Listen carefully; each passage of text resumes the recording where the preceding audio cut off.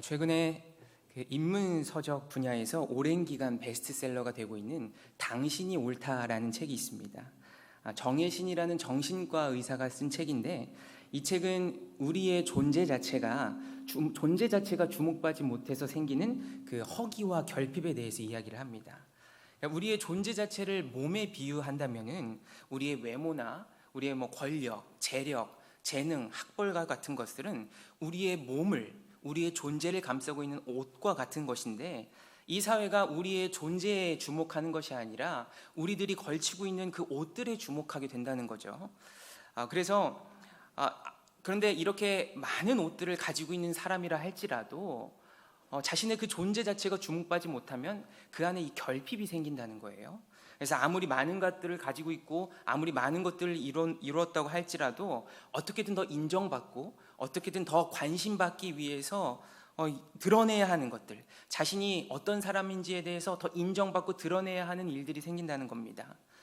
심리학에서는 인간이 생존하기 위해 크게 두 가지가 필요하다고 하는데, 첫 번째는 식욕, 수면욕과 같은 그 생리적 욕구이고, 또 한 가지는 인정을 받아야 되는 욕구인 심리적 욕구가 있다고 합니다. 그러니까 사람에게는 누구나 나 자신에 대해 드러내고 싶고 또 그것을 인정받고 싶은 욕구가 있다는 거예요. 그리고 실제로 우리가 살아가면서 그런 인정 욕구에 대한 경험을 우리가 많이 하게 됩니다.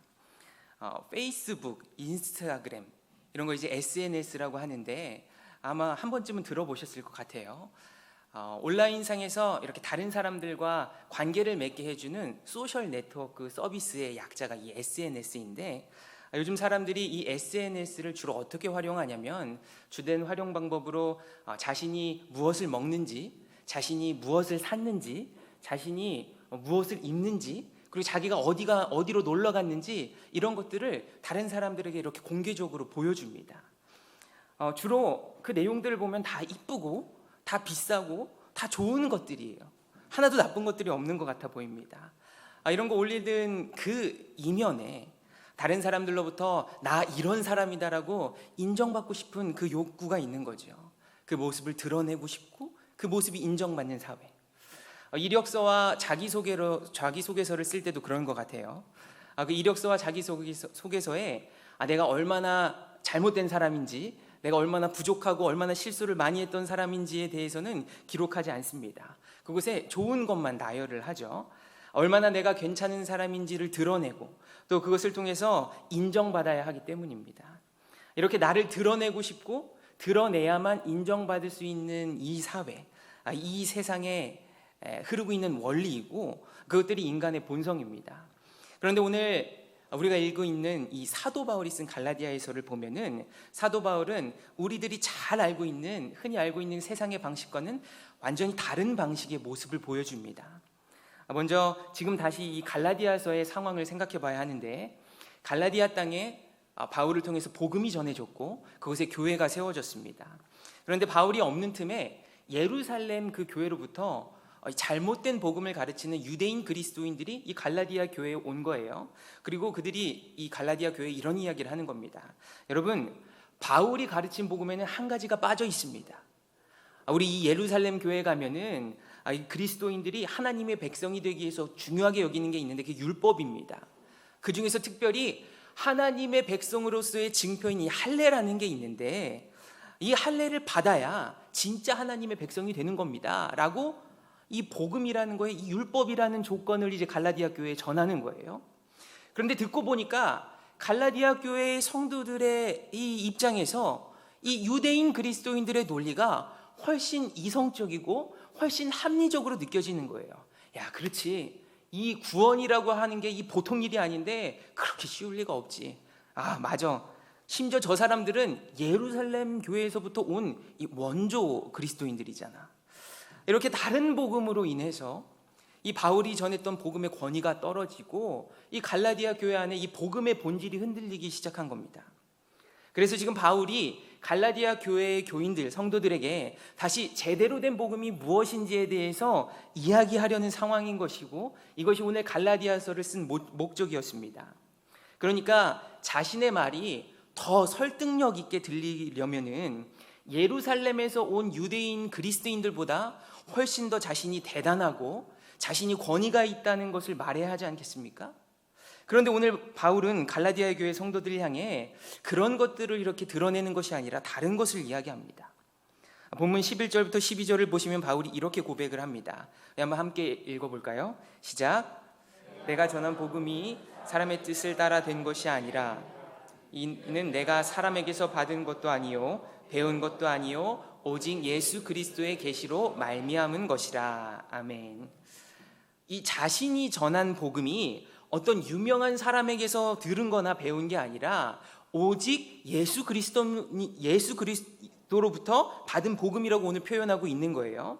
그러니까 자신을 뒷받침해 줄 수 있는 게 누구다? 예수님이다. 오직 예수님이다라고 이야기하는 거예요. 이게 무슨 의미겠습니까? 사도 바울에게 있어서 자신의 가장 큰 자랑이자 자신의 가장 큰 확신이자 자신이 가장 내세우고 가장 드러내고 싶은 것이 오직 예수님이었습니다. 이탈리아 밀라노에 위치한 산타 마리아 텔레 그라치에 성당에는 우리들이 잘 알고 있는 유명한 레오나르도 다빈치가 그린 최후의 만찬이라는 벽화가 그려져 있습니다. 다빈치가 이 그림을 완성하는데 한 4년 정도가 걸렸다고 해요. 그런데 그가 이제 이 그림의 초본을 이렇게 그린 후에 자신의 절친한 친구에게 한번 보여줬답니다. 어떻는지. 근데 그 친구가 그 그림을 보자마자 이렇게 이야기를 하는 거예요. 야, 저 예수님의 오른손에 들려있는 잔이 야, 너무 진짜 같아서 인상 깊어서 내가 눈을 뗄 수가 없다. 그런데 그 이야기를 듣자마자 다빈치가 붓을 들고 가서 그 잔을 지워버린 겁니다. 친구가 당황한 거예요. 아니, 그걸 왜 지우는 거야? 그랬더니 다빈치가 이렇게 대답했다고 합니다. 이 그림에서 예수 그리스도보다 중요해야 하는 것은 없네. 우리 스스로에게 한번 물어봐야 합니다. 지금 내 삶에서 나의 가장 큰 자랑이 무엇일까? 다른 사람들에게 가장 드러내고 싶은 건 다른 사람들이 나로부터 꼭 좀 알아줬으면 하는 것이 무엇입니까? 우리가 옷 한 벌만 새로 사도 그 옷 입으면 누군가가 좀 이거 이렇게 알아줬으면 하는 그런 마음이 있지 않습니까? 심지어 우리 자녀들이 좋은 학교에 들어가거나 좋은 직장에 취직한다면 누가 물어보지 않아도 얼마나 그 이야기를 하고 싶어서 그 마음으로 가득 찹니까? 우리는 나한테 귀하다고 생각했던 것들, 나의 자랑이라고 생각하는 것들을 다른 사람들에게 드러내고 싶어 합니다. 우리가 교회에서 찬양으로 또 기도로 예수님만이 나의 자랑이고 예수님이 얼마나 큰 능력이신 분이시고 그리고 예수님이 나의 가장 귀한 분이라고 우리가 막 고백하잖아요. 그런데 정말 우리가 그렇게 살아가고 있습니까? 우리들의 삶에서 그 고백들이 진짜 보입니까? 우리가 은혜를 경험하고 성령으로 충만해지면 어떻게는 그 예수님을 드러내고 싶은 마음이 막 생깁니다. 아까 말했던 SNS든 우리 카카오톡 프로필이든 내 직장에 있는 나의 책상이든 아니면 내가 하고 있는 십자가 목걸이든 어떻게든 내가 어떤 말씀의 은혜를 받고 내가 어떤 주님을 믿고 있는지 우리 주님이 어떤 분이신지를 막 드러내고 싶은 마음이 생깁니다. 그렇게 오늘 말씀의 결론부터 이야기를 드리자면은 복음을 경험한 그리스도인들은 예수님만을 드러내야 합니다. 복음을 경험한 그리스도인들은 예수님만을 드러내야 합니다. 정말 예수님을 인격적으로 만나고 그 예수님이 나의 주님이 되시면 누가 시키지 않아도 예수님을 드러내게 되어 있습니다. 왜입니까? 예수님이 나의 가장 큰 능력이 되시고 그리고 그 예수님이 나의 정말 유일한 소망이 되시고 그 소망이 되시는 예수님을 내가 가장 사랑하게 되기 때문입니다.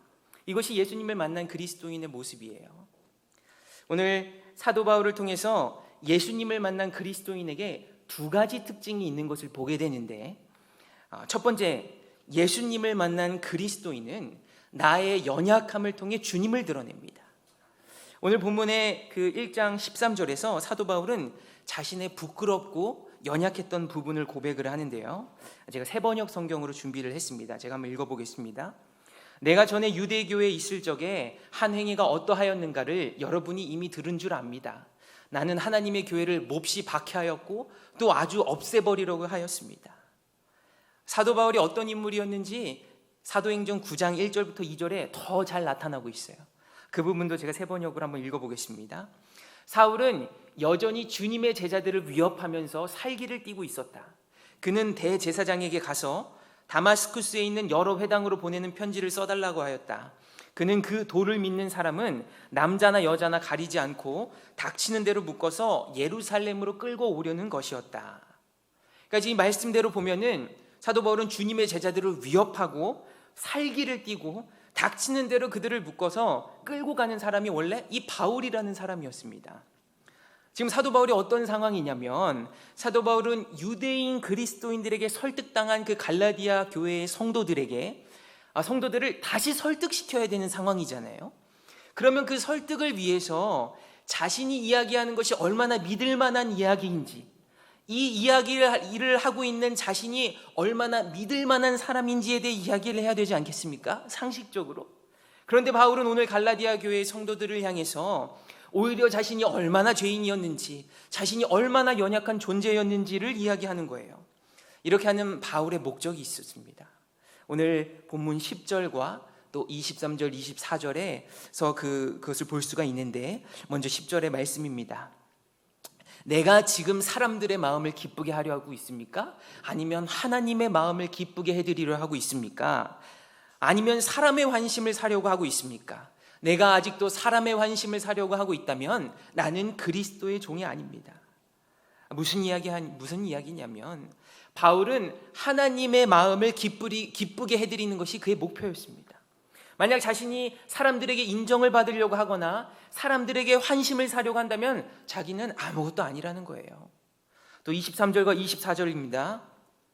다만 우리를 박해하던 자가 전에 멸하려던 그 믿음을 지금 전한다 함을 듣고 나로 말미암아 하나님께 영광을 돌리니라. 그러니까 자신의 죄와 자신의 연약함을 하나님께서 어떻게 사용하셨는지 보라는 거예요. 그렇게 죄 많은 사람을 하나님께서 변화시키셨고 그로 인해 하나님께서 영광받고 계시다는 이야기를 하는 겁니다. 바울은 자신의 연약함을 통해 하나님께 영광을 돌리는 것이 목표였습니다. 그러니까 불가능을 가능케 하시는 그 주님, 정말 그 죄인이었던 사람을 복음을 전하게 하시는 사람으로 바꾸는, 정말 우리들이 상상 못할 그 인생의 역전을 허락하시는 그 주님의 은혜를 드러내는 것, 그 주님을 드러내는 것이 이 바울의 목표였습니다. 사실 나의 약함을 드러낸다는 것이 참 쉽지 않은 이야기입니다. 약육강식이라는 사자성어가 있습니다. 약한 자가 강한 자에게 먹이가 된다는 말입니다. 그게 이 세상의 당연한 원리라고 생각하며 살아가게 됩니다. 그래서 우리는 얕보이지 않으려고, 더 강해지려고, 강해 보이려고 노력합니다.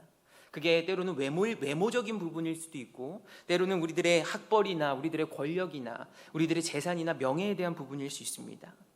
세상에서 우리는 어떻게든 나의 연약함을 숨기기 위해서 노력하며 살아갈 때가 참 많은 것 같습니다. 우리 교회에서는 이 간증을 나눌 때가 참 많은 것 같은데, 그 간증 중에서 참 은혜가 되는 간증들의 한 가지 공통점이 있는 것을 제가 보게 됩니다. 그 공통점이 어떤 거냐면, 그 간증 속에 내가 얼마나 많은 단점과 많은 허물이 있었는지, 내가 얼마나 연약했는지를 꼭 이야기합니다. 왜 그런 걸 이야기합니까? 우리의 연약함을 통해 놀라운 하나님의 은혜로 집중시키는 거예요. 예수님을 만나기 전에 나의 모습이 연약하면 연약할수록, 부끄러우면 부끄러울수록 그 이야기 속에서 나의 인생을 역전시키시는 그 주님의 은혜가 더욱더 크게 드러납니다. 이렇게 자신의 단점과 허물을 드러내는 곳이 어디 있습니까? 그런 공동체가 이 세상에 어디 있습니까? 오직 교회뿐입니다. 어떻게 그런 것이 가능합니까? 우리 안에 예수 그리스도라는 복음이 있기 때문입니다. 우리의 상한 마음을 치유하시는 주님, 나의 모든 허물을 감싸 안아주시는 예수님, 나의 약함을 강함으로 바꿔주시는 그 예수님, 그분이 바로 우리들의 예수님이시기 때문에 우리가 그런 연약함을 고백할 수가 있는 거예요. 바울이 그냥 연약한 사람이라서 연약한 걸 이야기하는 사람이 아닙니다. 바울은 얼마든지 자랑하거나 드러낼 게 많은 사람이었습니다. 빌립보서 3장 5절에서 6절을 보면 바울이 어떤 사람인지가 나오는데, 한번 보겠습니다. 나는 8일 만에 할례를 받고 이스라엘 족속이요 베냐민 지파요 히브리인 중에 히브리인이요 율법으로는 바리새인이요 열심으로는 교회를 박해하고 율법의 의로는 흠이 없는지라. 자신에 대해 이 어필을 하자면 이렇게나 많이 어필할 수 있는 사람이에요. 정말 내세울 게 많은 사람이었습니다. 지금 바울이 이렇게 이야기하는 것들은 당시 종교사회에서 충분히 인정받을 수 있는 것들이었고, 웬만한 사람들은 따라올 수가 없는 그런 스펙, 그런 배경을 가지고 있는 사람이 바로 이 바울이었습니다. 오직하면은 그래서 바로 요 앞에 빌립보서 3장 4절에서 바울이 이렇게 고백합니다. 그러나 나도 육체를 신뢰할 만하며 만일 누구든지 다른 이가 육체를 신뢰할 것이 있는 줄로 생각하면 나는 더욱 그러하니. 무슨 이야기예요?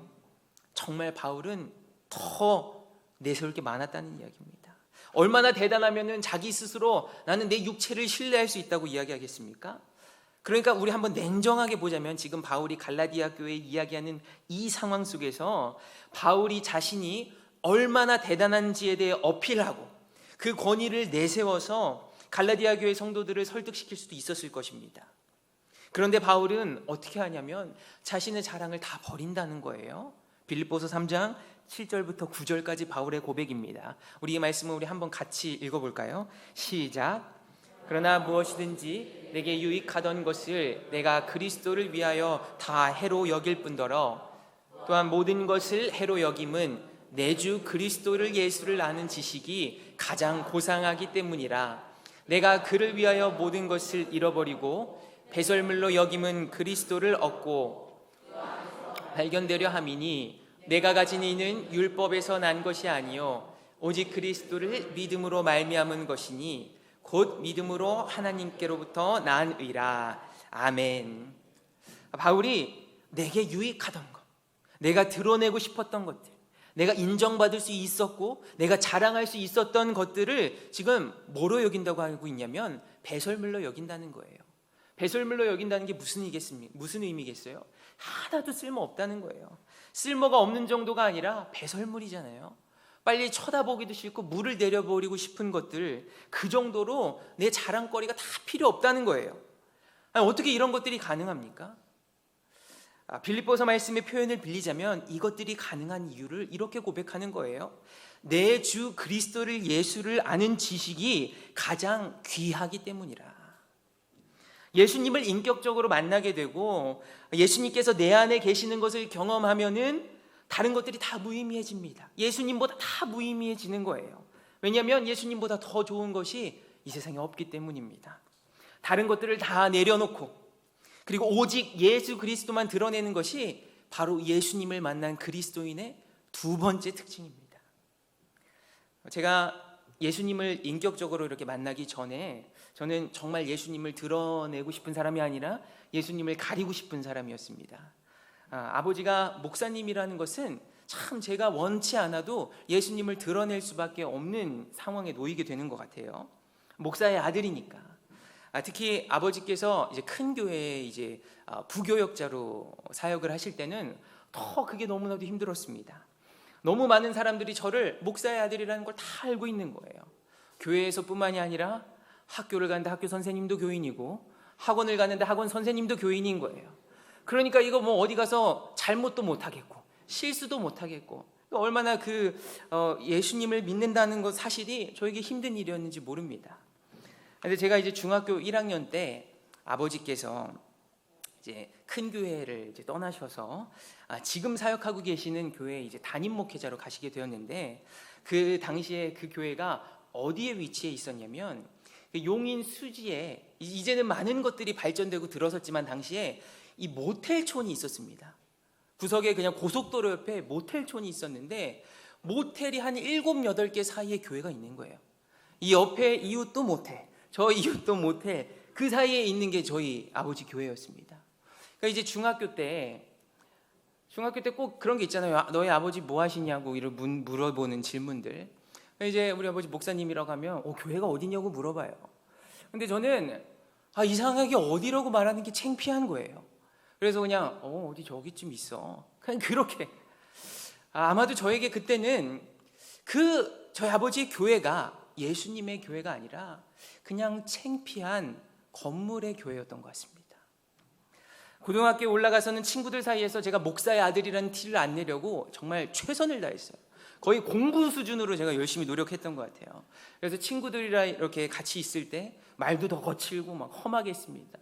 상상하실 수 없겠지만 험한 말들 많이 했어요.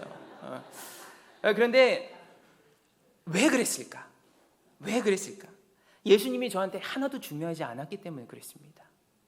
교회에서 예수님을 믿는다고 했고 당시에 찬양도 하고 기도도 하고 예배도 드리지만 정말 그 예수님이 나의 주님이 아니기 때문에 그럴 수 있는 거예요. 오히려 예수 믿는 것이 저에게 방해거리였습니다. 뭘 이렇게 하지 말라는 것은 많고 왜 이렇게 내가 하고 싶은 것은 못하게 하는지 그 예수님을 믿는다는 것이 저에게 방해거리였습니다. 제가 지난주에도 말씀드렸죠. 저 교회 참 열심히 다니는 사람이었다고. 제가 제 인생을 이렇게 곰곰이 되짚어 보니까 제가 태어나서 교회를 빠져본 적이 5손가락 안에 드는 것 같아요. 열이 났어도 막 간 것 같아요. 이 목사의 아들의 이 고통이죠.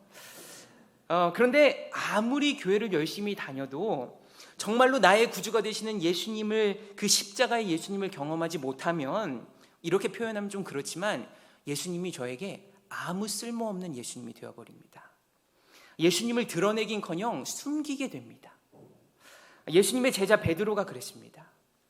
그렇게 예수님을 따라다니고 입으로는 예수님이 최고라고 이야기했고 막 살아계신 막 주님의 아들입니다 막 그렇게 이야기했는데, 정작 예수님이 십자가에 못 박히실 때 예수님을 3번이나 부인한 것이 이 베드로였습니다.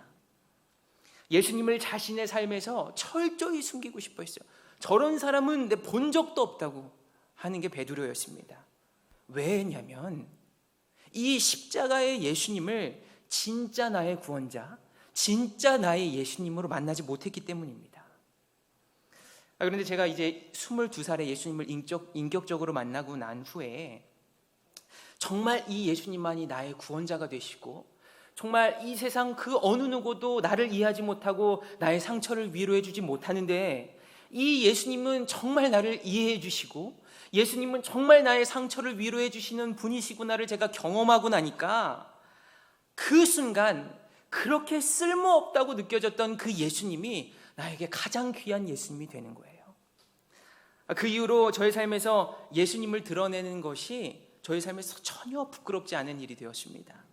그리고 나서 이제 친구들 앞에 가서 제가 그렇게 이야기하는 거예요. 원래는 예수 믿는 티는 죽어도 안 내려고 했던 제가, 나중에 또 이야기를 할 기회가 있겠지만 오죽하면 친구가 야 너는 정말 예수 믿지 않는 것 같아서 좋다라고까지 제가 들었는데, 그랬던 제가 이 예수님을 인격적으로 만나고 나니까 친구들한테 가서 이렇게 이야기하는 거예요. 야, 나 이제 예수 믿으니까 나 이제 이렇게 살아야 되겠어. 친구들에게 선포를 하는 겁니다. 내 삶의 변화에 대해서. 이것이 복음을 만난 제 삶의 첫 변화였습니다. 어떻게 이런 변화가 가능해집니까? 어떻게 이런 변화가 삶에서 정말 일어날 수가 있는 겁니까? 복음을 만난 후에 내 주 그리스도를, 예수를 아는 것이 나에게 가장 귀한 것이 되었기 때문입니다. 정말 예수님만이 나의 정말 가장 유일한 소망이라는 것을 제가 확신하기 때문에 삶의 변화가 일어나는 거예요. 왜 열심히 교회를 다녀도 여전히 내 삶에 자꾸 자랑하고 싶은 것들을 우리가 찾고 있습니까? 내가 무엇을 자랑할 수 있을까? 왜 자꾸 그런 것들에 눈이 갑니까? 왜 열심히 기도하면서도 여전히 자꾸 나의 약함을 감추려고 그 약함을 감출 수 있는 다른 것들에 갈급해하며 살아갑니까? 나의 그리스도가 되어주시는, 나의 구원자가 되어주시는 그 예수님을 정말 제대로 만나지 못했기 때문입니다. 예수 그리스도의 복음을 받아들이고 그 십자가의 예수님을 정말 내 안에 주님으로 모시면 오직 예수님만 드러내게 되어 있습니다. 예수 그리스도만 자랑하면서 하나님께, 오늘 사도 바울의 고백처럼 하나님께 기쁨이 되고 싶어집니다. 내 연약함과 내가 마주한 문제도 정말 그 어떤 어려움도 아무런 문제가 되지 않습니다. 왜냐하면 그 능력의 주님, 우리가 입술로만 고백했던 그 능력의 주님이 정말 내 삶에서 일하시는 능력의 주님으로 우리가 경험하게 되고 그 주님이 내 안에 거하기 때문입니다. 복음이 뭐예요? 지난 시간에 말씀드렸죠. 복복 소리음, 단어 그대로 기쁜 소식입니다. 우리가 만약 어떤 어려운 시험이나 정말 좋은 대학, 좋은 직장에 붙었다는 그 소식만으로도 우리 막 기뻐가지고 누가 시키지 않아도 막 말할 거잖아요. 뭐 이렇게 됐어. 사실 막 이랬어. 막 마음속에서 그 기쁜 소식을 전하고 싶은 마음, 그 갈망이 막 가득해지잖아요. 근데 그런 합격 소식과는 비교도 할 수 없는 그 기쁜 소식이 바로 예수 그리스도의 복음입니다. 내 삶의 모든 어려움과 죄의 굴레로부터, 세상에서 인정받아야만 할 것 같고 남들에게 나의 약함을 숨겨야만 할 것 같은 이 세상에서 나를 구원해 주시고 모든 것들로부터 자유케 해주신 그 예수 그리스도의 복음, 그 주님이 나의 주님이 되셨다는데 어떻게 그 기쁜 소식을 전하지 않을 수 있겠습니까? 어떻게 내 삶에서 그 예수님을 드러내지 않을 수 있겠어요? 어떻게 그 예수님을 자랑하지 않을 수 있겠습니까? 오늘 이 시간 진짜 자랑하고 싶고 진짜 내가 드러내고 싶은 나의 유일한 소망이 되시는 그 십자가의 예수님을 만나시기 바랍니다. 내 약함을 강함으로 바꿔주시고 내 고통을 은혜의 이야기로 바꿔주시는 그 은혜의 주님을 만나시길 바랍니다. 그래서 그 예수님으로 인한 그 성령의 충만함 가운데 내 삶을 통해 내가 하는 말에서, 내가 하는 행동에서, 내 삶의 모든 것을 통해서 그 예수님을 자랑하고 드러내는 저와 여러분들이 되기를 축복합니다.